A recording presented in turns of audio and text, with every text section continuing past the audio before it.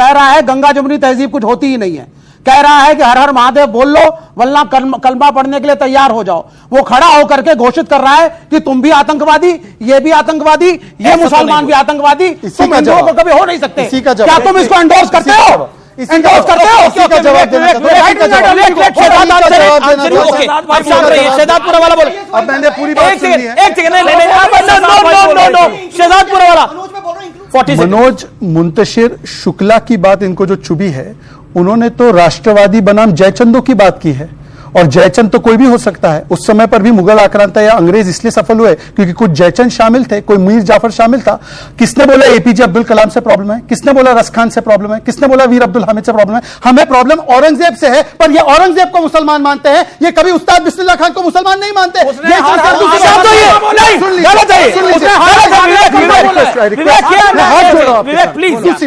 उन्होंने कहा कलमे और हर महादेव की लड़ाई नहीं है ना, बहुत अच्छी बात है। आप सुन लीजिए, मंदिरों में कई इफ्तार पार्टी होती है, एक मस्जिद में हनुमान चालीसा कराओ, ये क्या मतलब हुआ? ये क्या? ये निराकार और साकार। मेरा बोलना केवल एक है कि अगर ये जो बात कही है कि ये कलमा पढ़ना सीख लो या फिर भैया लड़ना सीख लो, तो हिंदू जितने भी हैं हमारे, उनसे मेरा भी निवेदन यही है कि भाई अब तो लड़ना सीख लो, क्यों कलमा तो हम सीख नहीं सकते और हिंदू खून का घूंट पिए बैठा है। सुनो, इस आतंकवाद के खिलाफ लड़ाई हो चौहान साहब, इस आतंकवाद के खिलाफ मिलके ही लड़ाई होगी। जब यही तो हम चाहते हैं, यही मैं भी वही बात कह रहा हूँ, लेकिन हमारा जो हिंदू है ना, वो बार बार बहकावे में आ जाता है कि जी हम सब एक हैं, वो हैं, लेकिन वो ये भी ध्यान करे कि हमारे देश में ऐसे भी कांड हो रहे हैं कि जी हाँ, ये पूछी जाती है कि भाई तू हिंदू है या मुसलमान है। अगर हिंदू है तो उसको मार दिया जाता और मुसलमान है तो उसे साइड में कर दिया जा। मैं धन्यवाद दूंगा मैं धन्यवाद इनको भी देना चाहता हूं जो आज यहाँ प्रवक्ता खड़े हैं मुस्लिम, कि जिन्होंने कम से कम ये सच जो है कहने की हिम्मत करी है कि भाई देश सबका है, देश सबका है। Okay okay. जो अपने वोट के लालच में हिंदू मुसलमान करके या जातिवाद करके लड़ाना चाह रहे हैं, मनोज शुक्ला जैसे लोग। मनोज शुक्ला 2 दिन पहले तो वीडियो डाल रहा था कि ब्राह्मण इस देश का मस्तिष्क है। ये जातिवाद नहीं है। कल तक तो वो ब्राह्मण बन रहा था, आज हिंदुओं का ठेकेदार बन गया। ये लोग वो हैं जो अपना माल बेचने के लिए शरबत को भी हिंदू और मुसलमान में बांट देते हैं, जो प्लॉट काटने के लिए गांव को भी हिंदू गांव घोषित कर देते हैं। इन्हें केवल स्वार्थ, इनका पैसा चाहिए, इन्हें चमचागिरी करनी है सरकारों की, सरकारों से। तो बोला कि आप मचल रहे थे गाली देने के लिए, वीडियो में आगे जैसे लोग ही लड़ेंगे। देश बचाने के लिए जब देश को खून की जरूरत पड़ेगी, ये मनोज शुक्ला बिल में छिप जाएगा, तब हम जैसे लोग ही खून देंगे। खानदानी फौजी है जो खड़े हैं शहजादपुरा वाला। ये तो बहुत अच्छी बात है। ओके, गोपाल जी आएंगे आगे खून देने के लिए। गोपाल के बारे में नहीं, उनके बारे में ब्राह्मण है तो क्या हुआ? ब्राह्मण है तो क्या हुआ? ब्राह्मण है तो क्या हुआ? ब्राह्मण है तो क्या हुआ उससे? वो हिंदू है ना। नहीं, जातिवाद कर रहे हो, जातिवाद आप कर रहे हो और उसको बोलो ब्राह्मण है, राजपूत है, जातिवाद आप कर रहे हो। अमीश, एक सेकंड। जातिवाद वो नहीं कर रहा जो ये कह रहा कि एक जाति को कि ये सबके ऊपर है, वो जातिवाद नहीं कर रहा। जवाब दो। अच्छा, एक सेकंड। हम इसका विरोध कर रहे हैं, हम जातिवाद कर रहे हैं, हम कह रहे हैं सब बराबर हैं। अब ये बड़े एकता की बात कर रहे हैं ना, एकता की बात कर रहे हैं तो 26/11 अजमल कसाब पकड़ा गया, उसने हाथ में कलावा पहना था, तुकाराम ओमड़े जी ने जिंदा पकड़ा तो अच्छी बात है, वरना तो ये लोग उसको हिंदू टेरर घोषित करने के लिए तैयार थे। वरना पूछे विवेक श्रीवास्तव से कि जो हिंदू आतंकवाद बोला गया था, आज तक उसके लिए माफी मांगी है कि नहीं मांगी? बताइए। इस्लामिक क्या बोला? नहीं मांगेंगे। क्या बोला? एक सेकंड। हाँ, बोलो। अगर आप लड़वाएंगे, यहां खड़े होकर के कभी लड़वा रहा था कि हर हर महादेव वर्सेस अल्लाह अकबर करो, उन्होंने नहीं बोला। क्या था ये? था क्या? ये यही था, नैरेटिव था। और सुनिए इस कवि की सच्चाई। आपने सवाल पूछा था ना, आप इसकी सच्चाई सुनिए।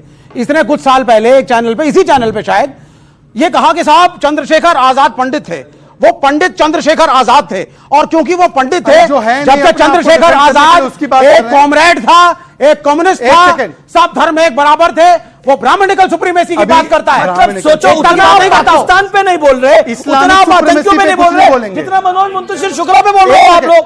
मतलब कमाल हो गई मनोज। मतलब ये जो सेकुलरिज्म है, ये सेक्युलरिज्म की पराकाष्ठा में क्या क्या करेंगे आप? हमारे देश में मनोज मुंतशिर शुक्ला ने एक बयान दिया है, आप उससे सहमत नहीं है, लेकिन आपकी उंगलियां नहीं मचल रही, मुंह भी मचल रहा था उसको गाली देने के लिए। केवल एक लाइन अभी एक इनपुट आई है जो हमें पता चला है, आप ही के न्यूज चैनल पे देख रहा था कि पीओके में ये जो आतंकवादी आए थे इनको हमास के ऑपरेटर्स ने जाकर ट्रेनिंग दी थी, हमास स्टाइल अटैक किया गया। हमास आतंकवादी गुट है विवेक जी?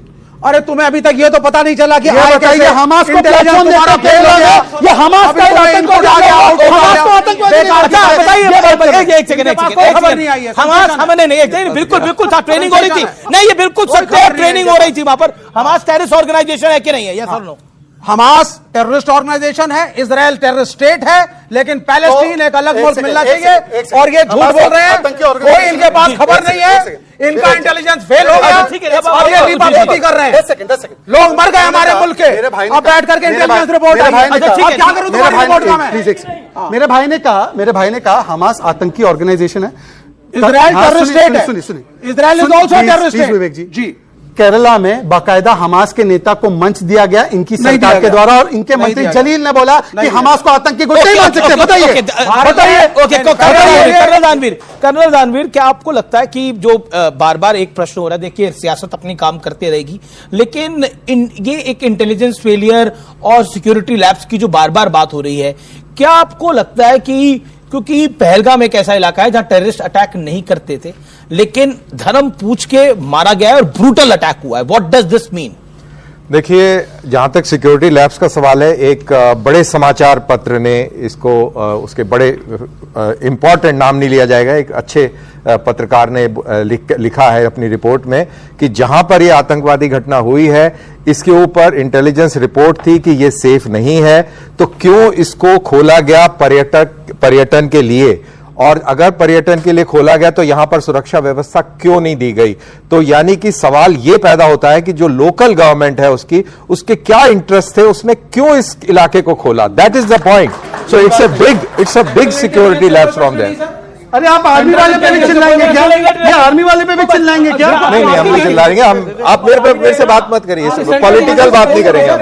अच्छा ठीक है, आपके पॉलिटिकल बात नहीं करेंगे। एजेंसीज इस मुल्क की हैं, एक इंटेलिजेंस होता है। सर आप फौज में रहे हैं, I have been I am also from a defence family. मेरी बात सुनिए, फैमिली से कुछ फर्क नहीं पड़ता है, जो आपका सॉफ्टवेयर है उससे फर्क पड़ता है। नहीं बिल्कुल सर, सही से नहीं है, सॉफ्टवेयर से फर्क है। मैं सरकार के आगे नतमस्तक नहीं यहाँ होता। पे क्या है उससे फर्क पड़ता है, फैमिली से क्या फर्क पड़ता है? आपने इस देश की सेंट्रल एजेंसीज को क्वेश्चन नहीं किया, आपने सरकार मैं सुन नहीं रहा हूं सर, यू हैव, मैं नहीं सुन रहा हूं, मैं ना सुनो क्या तो क्या करोगे? क्यों नहीं पूछोगे? नहीं क्या क्या पूछे? बेसिक क्यों पूछ रहे हो भाई? Why not? अगर आप स्टेट गवर्नमेंट को कटघरे में खड़ा कर रहे हैं, सेंट्रल गवर्नमेंट को भी करिए। स्टेट गवर्नमेंट को क्यों नहीं? जो इंटेलिजेंस की एजेंसीज फेल हुई है उसको भी करिए। आप रॉ को भी बोलिए। अरे भाई मेरे, जो जब यूनिफाइड कमांड है वहां पर, यूनिफाइड कमांड है, उसका जो मुखिया है वो वहां का स्टेट का चीफ मिनिस्टर है। स्टेट का चीफ मिनिस्टर है। वहां what is the role of the army right now? What is the role of the lieutenant governor? Army का क्या रोल है? आर्मी को अरे रुकिए यार, एक बार रुकिए, फालतू की बातें मत कीजिए। बकवास कर रहे हैं। रुकिए, यूनिफाइड कमांड में जब उसके आका, जब वहां का जब चीफ मिनिस्टर है, जब वहां पे पुलिस और आर्मी बैठी है, जब वहां पे इनपुट दे रही है जो सेंट्रल एजेंसी वाले हैं, तो वो मानेगा उस बात को कि नहीं मानेगा? अगर नहीं मानेगा तो जवाब दे। कौन है इसका जवाब कौन देगा? ये देगा, ये देगा, कौन देगा जवाब? बताइए आप मेरे को, कौन देगा जवाब? चीफ मिनिस्टर देगा कि तुम देगा? बिल्कुल नहीं, ये फालतू की बकवास कर रहे हैं, खड़े होके बकवास कर रहे हैं, बकवास कर रहे हैं। बिल्कुल नहीं। सेंट्रल एजेंसीज ने दिया है, हो गया है कि आप दिया है, उसको किसने नहीं माना? ये ओके विवेक, जवाब यू आर गिविंग। अरे कोई यू आर कुछ नहीं होता, फालतू की बात। अरे चुप, आप सेंट्रल गवर्नमेंट को नहीं चुप, तुम करो चुप। अरे मैं जब तमीज से बात कर रहा हूँ तमीज से बात करो आप। तो क्या उखाड़ोगे? आ जाओ, क्या उखाड़ोगे? आ जाओ, क्या उखाड़ोगे? आ जाओ, आ जाओ, आ जाओ। हिम्मत है नहीं? अरे आजा मेरे भाई, केंद्र सरकार को आप बोल नहीं पा रहे हो। अरे केंद्र सरकार को छोड़ दो, केंद्र सरकार को बोल रहे हो। अभी यहीं पर भटक के दूंगा। धर्म के नाम पे अगर बांटने के लिए मना कर रहे हैं तो आप लोग जाति जनगणना क्यों करा रहे हैं? अगर और वो कह रहे हैं कि आप धर्म के नाम पे तो नहीं बांटना चाह रहे लोगों को, देश को, लेकिन जाति के नाम पर बांटना चाह रही है समाजवादी पार्टी। वो उनके एजेंडे को छूट करता है क्या? जाति के नाम पे हम बांटना नहीं चाह रहे, हम जाति के नाम पे एक करना चाह रहे हैं। जाति के नाम पे बांट दिया था 2000 साल पहले, मनु महाराज ने जब वर्ण व्यवस्था बनाई थी, और जब ये कहा था कि पढ़ने का अधिकार केवल ब्राह्मण को, और शूद्र करेगा सेवा सबकी। शूद्र नए कपड़े नहीं पहनेगा, धन एकत्र नहीं करेगा, शिक्षा ग्रहण नहीं करेगा, पक्के मकान नहीं बनाएगा। मनुस्मृति पढ़ लेना, फिर मुझसे बात करना, ठीक है? इस समय सीधा हम रायपुर चल सकते हैं, और रायपुर से मेरे साथ नेहा मिरानिया है, जो कि दिनेश मिरानिया जी की धर्मपत्नी है और उनके सपुत्र हैं।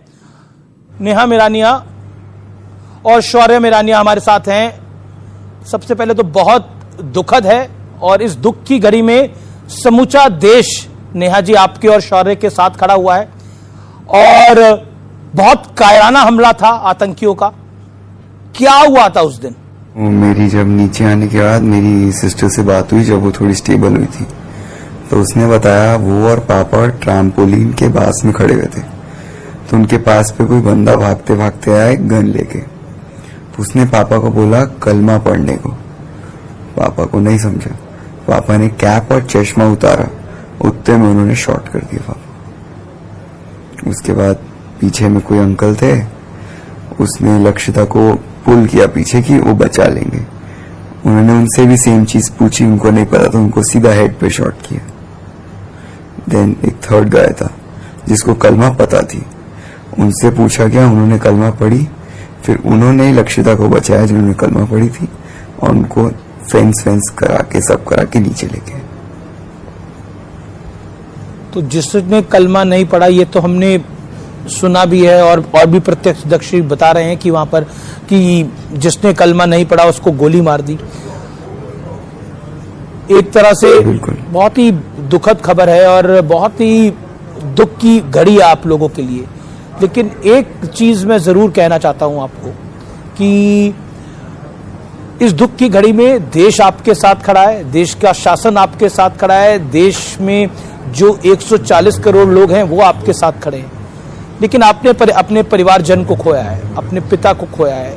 उस दुख की पूर्ति कभी नहीं हो सकती जीवन के अंदर, लेकिन आप बदला कैसा चाहते हैं?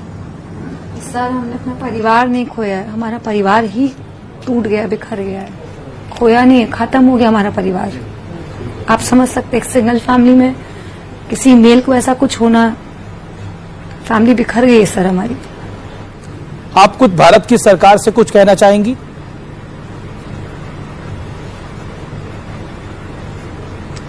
ऑलरेडी हमको सरकार बहुत मदद कर रही है। आज मैं मेरे बच्चों के साथ में यहाँ नीचे पहुंची हूँ, तो मेरे ख्याल से मैं उनकी सपोर्ट से ही पहुंची हूँ। श्रीनगर के कोई मिनिस्टर हो, या छत्तीसगढ़ के हों, या उड़ीसा के हों, या कहीं के डिप्टी सीएम है हमारे छत्तीसगढ़ के, शाह जी खुद मिलने आए, मोदी जी तो हमेशा सपोर्ट करते ही हैं, सबका सपोर्ट है। कुछ नहीं कहना चाहूंगी, बस यही है कि अमित शाह जी ने जिस तरीके से मेरे हस्बैंड को एक शहीद हो गए वैसा रिस्पेक्ट दिया, बस उसकी उपाधि मिले, ये बस उम्मीद रखती हूँ। क्योंकि दिनेश को खोने का डर तो रहेगा सर, कभी भी नहीं जाएगा, बट अगर ये सरकार में ये कहती कि वो अब शहीद हुए, तो जब उनको याद करेंगे लगेगा ठीक है, बहुत इज्जत से गए मेरे हस्बैंड जी। इस दुख की घड़ी में देश आपके साथ है, ये मैं बार बार इसलिए कह रहा हूं कि इससे ज्यादा फिलहाल कुछ कहने की हम स्थिति में नहीं है। लेकिन ये भी हम जानते हैं कि इस देश का शासन जो है और प्रधानमंत्री मोदी जो है वो जरूर बदला लेंगे जो हमारे लोगों के साथ हुआ है। और एक बार फिर हम ईश्वर से प्रार्थना करते हैं कि आपके पिता की दिवंगत आत्मा को शांति दे। यहाँ पर मेरे साथ बहुत सारे लोग हैं, वो सभी ये प्रार्थना कर रहे हैं।